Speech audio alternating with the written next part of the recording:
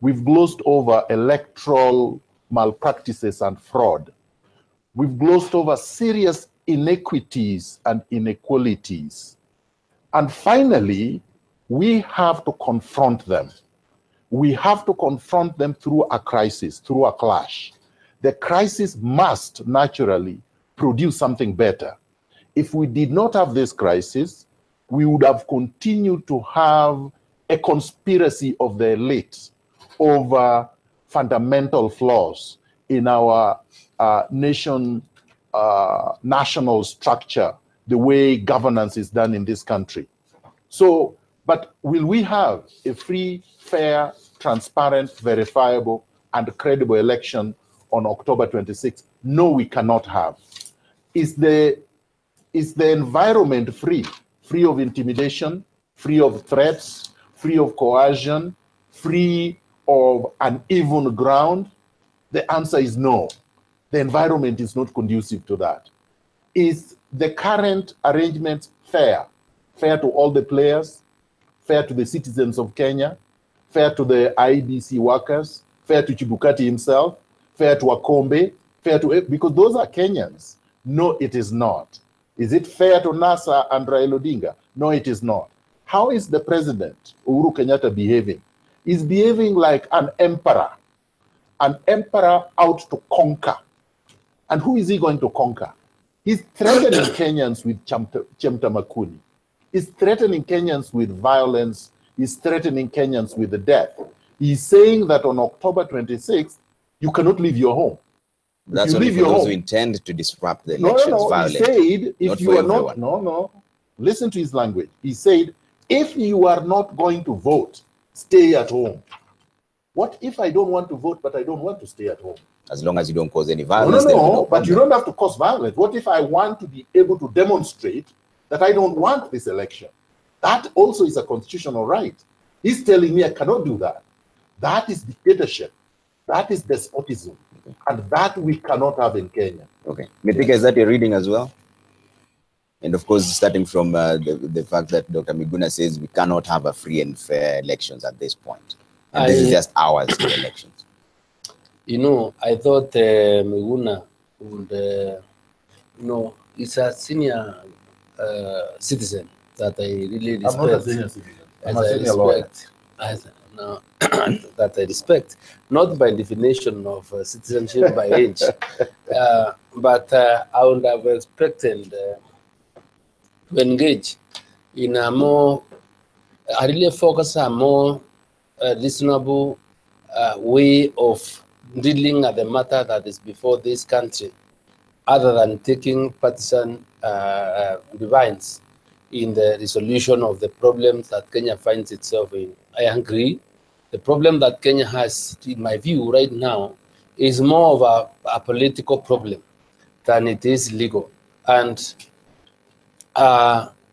when I really listen from Miguna and having known Miguna and his background, I am almost persuaded to believe that this team really is not interested, is not keen for a peaceful Kenya.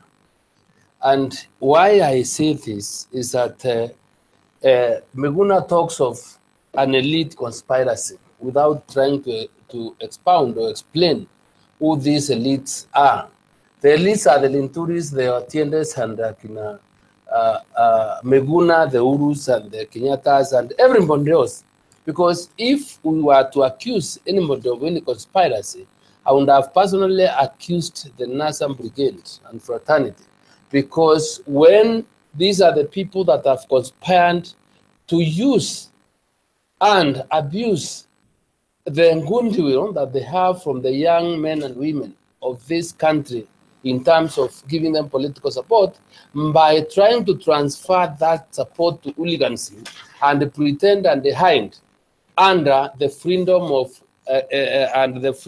of demonstration and the picketing, without really telling the people, yes, it's a democratic right, but these democratic rights are also supposed to be exercised in a manner that does not infringe on other people's rights.